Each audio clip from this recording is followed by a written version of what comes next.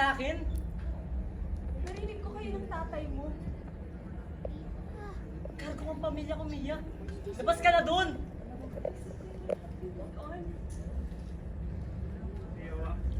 Move on? From what? From everything that's moving on. Bakit? Ano ba ang alam mo sa nararamdaman ko? Alam mo ba kung ano mga pinagdaanan ko? Hindi. So stop acting like you know my pain. Stop acting like you own me. Na pwede mo sabihin sa akin kung kailan ako magbuhubon?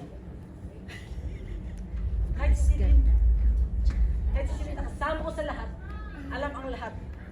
Hindi pinakailaman ng mga desisyon ko. Hindi ako si Celine. So stop comparing me to